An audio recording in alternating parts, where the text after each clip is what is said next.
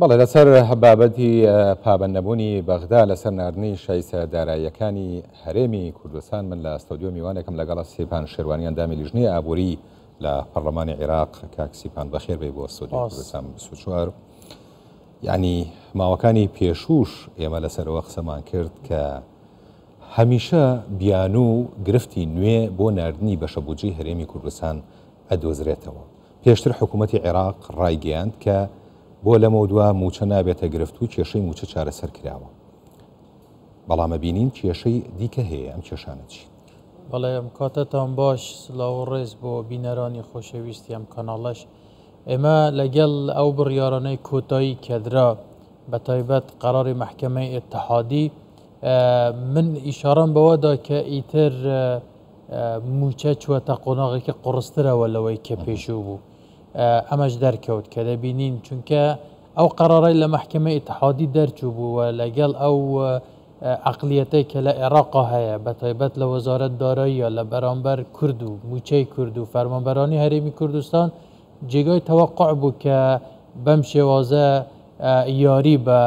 موچەی خەڵک و فەرمانبەرانی هەرێمی کوردستانەوە بکەن. کۆمەڵە شتێک داوا کراوە یان باز دەکرێت بە ناوی تەدقیقکردنی لیستی موچە و چەندەها شتێکی تر ئەمانە هیچ بنەمایەکیان نییە چونکە کاتێک تۆ تەدقیقی مقارنەی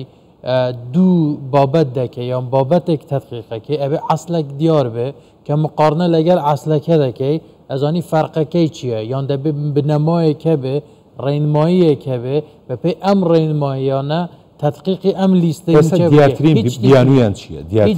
دیارترین دواکەوتنی هەرچیەکەن بیانووە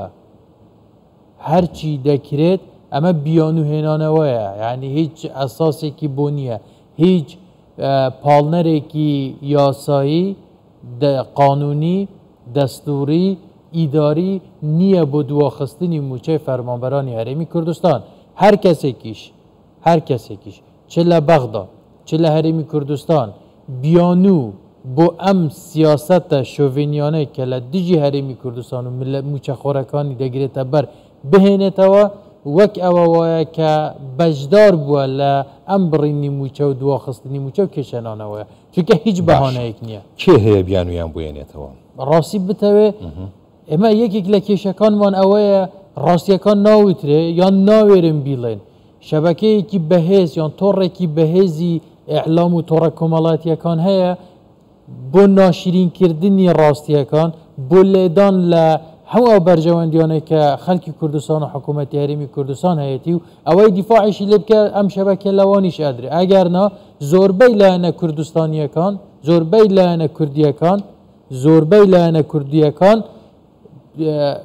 یانەوە تا پێیان خۆشە بەوەی کە ڕوویداوە یان کەمتەر خەمن یان دیفاع ناکەن یان بەهانەیان بۆ ئەهێننەوە. هەموو ئەمانە هۆکاری لە کاتێکایە کە زۆرینەی لایەنە سیاسیەکان لە هەرێمی کوردستانە یان دیارترین یان بەشدارن لە حکوومەتی هەرێمی کوردستانە و نوێنەری با بڵێن ئەو لایەنانە لە شاندی دانوستانی حکوومەتی هەرێمی کوردستان لەگە حکوومەتی عێراقیە هەیە. زانی ئێمە زۆر لایەن هەیە لە کوردستان تەنها مەبەستم نە ئەوانەیە کە لە حکوومەت بەشدارن و نە تەنها ئەو لایەنانەشە کە لە پەرلەمانی عێراق مەقعدیان هەیە بە شێوازێکی گشتی لایەنە کوردیەکان بەشێکی زۆری هەندێک لایەن هەیە وەکو ئاماژەم پێدا بەهانە ئەهێنێتەوە بۆ ئەو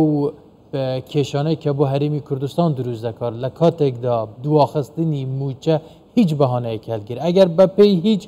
قرارێک نەبێ بەپێی موازنە نەبێ بەپێی دەستور نەبێ بەپێی مافێکی شەرعیش نەبێ ئەگەر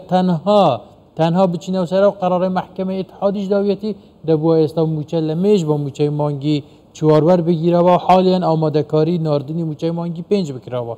بەڵام سیر کە بەو قەرارێکە خۆشیان داویانە پابەندینە لە کاتێکیشدا دەبینین هەندێک لایەنی کوردی زۆر بەداخەوە بەهانەشیان بۆهێنە ئەم بەهانە ئێنانەوەیە ڕێگە خۆشکەرە بەوەی زیاتر کورد موچەخۆران موچەکانیان دوا بکەوێت و کێشەیان بۆ دروست بکرێت. زۆر باشە. یەکێک لەو بابەتانەی کە ئێستا بە گەرمی قسەی لەسەرەکرێت بابەتی بە بانکیکردنی موچەی فەرمانبەرانە. ینی ئەمەم پرۆسەی وەکو سەرۆکوەزیران وتی لە هەرێمی کوردستان دەستی پێ کردووە بەڵام بۆ ئەویش دیسانەوە کۆمەڵێک ئاستەنگ دروستەکرێت کۆمەڵی کێشە و گرفت هەیە و کۆمەڵە کەس لە هەرێمی کوردستانە دژایەتی ئەم بابەتەکەن و هەر ڕۆژە و دەنگۆ و قسەیەک لەسەرم بەخۆ ئەم مۆزوعە وەکو نوکتەی لەهاتووە ئەڵێ چەند حتا سەرکردەشم بینی کە خۆیان پێ سەرکردەیە لە ڕاگەاندن قسایەکەن ئەڵێن ئێمە لە دژی هەژماری منین و پاڵپشتی تاوتی نەکەی زانانی ئەمە وەک چی لێ دێتە وەکەوە بڵێ من دژی موچەم لەگەر ڕاتبدام خۆی ئەمە دوو کەلیمە یەک مانا ئەگەینێ پرۆژەی هەژماری من پرۆژەی هەژماری من پرۆژەیەکی بە بانکیکردنی موچەیە تاوتینیش هەمان شتە بەڵام دوو ڕێکاری جیاوازە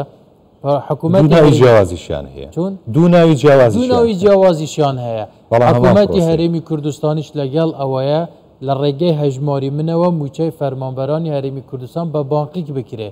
بە کۆمەلێک ڕێکاری پرۆفشناڵ بە کۆمەلێک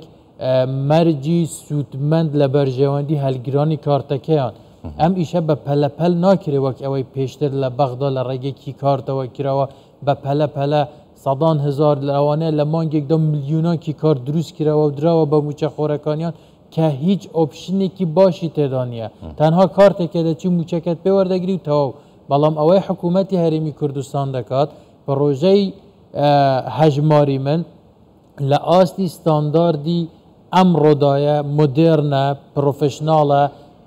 پێویستی بەوانە دوای دو ساڵی تر بڵێن ئەو کارتانە سەحەپەکەینەوە کارتێکی تر دابش دەکەین یان ئەمە ئەو ماسفاتای نییە هەموو ئۆپشنێک لە خۆ دەگرێ ئەگەر وەرگرتنی موچەیە بەڵێ ئەم کردت کارتەی کە وەردەگیرێ لە ناوخۆی عێراق و لە وڵاتانی تریشەوە دەکرێت موچەکەتی پێڕابکێشەی ئەگەر مەوزوعی وەرگرتنی عملەی ئەجنەبیان عملەی سەعبەیە وەکو دۆلار و یۆرۆ و ئەمانەش هیچ کێشە نییە بە نرخی بانقی مرکزی بۆ ئەو بانقانە دابین دەکرێت چونکە ئەم بانقانەی کە لە پرۆژەی هەژماری مندان بانقی سزادراوەکانی تێدا نییە بە پێچەوانەی عێراقکە بانکی سزادراویشی تێدایە ئەو بانقانە مادام سزادراو نینە لەلایەن خەزینەی ئەمریکایەوە دەتوانن کار بە دۆلاریش بکەن بانقی مرکزی فدرالی دۆلاریان بۆ دابین دەکات بە سعری فەرمی واتە بۆ هەر 100 دلارێک 132,000 دینار لە هەر وڵاتێکی جیهانە دەتوانن دۆلار بخۆن سەحب بکەن یان یۆرۆ یان هەر عملەیەکی تر کە پێویستیان پێ هەبێ مەوزوعی تەسهیلات و قەرزە چه بچووک چ مامناوەند ئەمانەیە وەکو هەموو پرۆسەی تاوتینی فدرالی یان ئەوانەی کە لە بانقە حکومیەکانی وەکو ڕەشید و ڕافدین و تیبیایی دەدرێ لە بە هەموو ئەو بانقانە دەدرێ پێت وایە طبعا ئێمە لە کوردستان 24 زۆر لەسەرم بابەتە قسەمان کردو چەندین ینی راپۆرت و زانیاریمان لەسەرم بابەتە خستوەتە ڕوو بەڵام ئەوانەی کە دژایەتی ئەم پرۆسەیەکەن بڕیاریان ناوە دژایەتی بکەن و نایانەوێت لەم شتانە ئەوە لە ئیفلاسی سیاسی خۆیانە دەیانەوێت بابەتێک بدۆزنەوە کە پەردەپۆشی شکستی خۆیان بکەن ئەوە انتخاباتی پەرلەمانی کوردستان نزیکە هیچیان نییە کە تەرویجی پێ بکەن بانگەشە یان مارکتینگی پۆلیتیکاڵی خۆیان لەسەر ئەم ئەساسە بنیاد بنێن بۆیە ناچارن ئەم بەدبەختە هەژماری منیان دەست کەوتووە و لێی دەدەن بۆ ئەوەی وەکو پرۆسەیەکی پۆلیتیکال مارکتینگە بۆ انتخاباتی داهاتی خۆن ئەگەر نە پرۆسەی هەژماری من وەکو ئاماژەم پێدا پرۆژەیەکی پرۆفشناڵە سەدقات لە کیکارتی بەغدا باشتر و ستانداردترە ئەوەی کە دژایەتی دەکەم من دقەتم کردەوە بەخوا بەشێکی زۆری نازانن کە هەژماری من هەمان مانای تاوتی نەگەینێت هەژماری من هەمان مانای تاوتی نەگەینێت دێن دژایەتی دەکەم لەسەر ئەساسی هیچ بنەمایەک هیوادارم ئەم غەدرە لە موچەخۆران نەکرێت لە هەرێمی کوردستان نەکرێت چونکە وڵات سیستەمی اقتصادی لە جیهاندا بەرەو بە دیجیتالیکردنە بەرەو سیستەمی بانکینگە ئێمە لە ڕوانگەی بانکی و دیجیتالی زۆر لە دوایین ئەو دەرفەتەمان لە پێشدان نییە بۆ چەندین ساڵی تر دوا بخەین بچین ینی پەیوەستی پرۆسەیەکی دیجیتالی بۆ نقود و بۆ مامەڵە بازرگانیەکان بێت ئێمە ئێستا کاتی ئەوەیە و دەبێت زیاتر لەمە دووانەکەوین زۆر باشە لە بابەتی موچە و بودجەی هەرێمی کوردستان ئەمە هیچ یاسای بودجە بە هیچ شێوەیە جێبەجێ نەکراوە بەڵام تا چەند هیوایەک هەیە بۆ ئەوەی ئەم کێشەیە وەکو سەرۆک وەزیران دوێنێ وتی هەموو مانجێک شەڕی بۆ نەکەین یعنی بەو ڕێکارانەی کە بڕیاری لەسەردراوە موچەی فەرمانبەرانی هەرێمی کوردستان بێتە هەرێمی کوردستان دواتریش خاڵێک هەیە ئەم بابەتە ئەگەر بابەتێکی یاساییە تێکەڵ بە مەلملانە سیاسیەکان نەکرێت. بینیمان موازنە هەم بەلاڕێ درابراوە ئەو موازنەی کە بەلادراوە لە بەلاڕێ دابراوە ئەمیش جێبەجێ ناکرێت یعنی ئەگەر حتا ئەو موازنەی کە فەرز کراوە جێبەجێ بکرا هێشتاش موچە زامندە بوو بەشێکی زۆری خەرجاتی تریش زامندە بوو بەڵام وەکو ئاماژەم پێدا ئێمە یەکێک لە کێشەکانمان ئەوەیە لە نێو ماڵی کووردا نەبوونی یەکڕیزی نەبوونی کۆدەنگی لەسەر ئەو مافانەی کە بە جدی دەستورین و یاساین حەقی ئەم میلەتەیە بە پێی دەستوری هەمیشەی عێراق یەکریزی نییە ئەمە چی کردووە ئەمە ڕێگەی خۆش کردووە بۆ نەحەزان چوونی بیانەوێت وەها مامەڵە لەگەڵ هەرێمی کوردستان بکەن ئەگەرنا من تەکیدم ئەگەر یەکریزی هەبێت نەک کێشەی موچە کێشەی تریش چارەسەر دەکرێت نەک تەنها کێشەی موازنە بەڵکو لە خارجی موازنەشدا کێشەی مەسەلەی قانونە هەستیارەکان و چارەنووسازەکان یاسای نەوتوگازە یان ئەنجومەنی فەدرالیە ئەمانەش چارەسەر دەکرێت بەڵام بەداخەوە ئەمڕۆ جارێکی تر موچەی خەڵکی هەرێمی کوردستان بووەتە قوربانی سیاسی لە عێراقدا بۆ مەسەلەیەکی قەومی لە بەرامبەر هەرێمی کوردستاندا لەلایەکی تریش جارێک تر بوویتەوە بە قوربانی سیاسی لە نێوخۆی هەرێمی کوردستاندا کە بۆ مەرامی سیاسی و حەزبی کۆمەڵەلایەنێک ئامادەنی نەک پشگیری لە موچە بکەن و وەک ئەوەی کە مافێکی دەستوریە و حکوومەتی هەرێم لایەنی معنیە دەزانێت چۆن و کەی و بە چ شێوازێک دەبێ مامەڵە لەگەڵ ئەم مەلەفە بکرێت لە بەغدا لە هەمان کاتدا دژایەتیشی دەکرێت. بەڵێ بەڕێز سیپان شێروانی ئەندامی پەرلەمانی عێراق زۆر سپاس. سپاس بۆ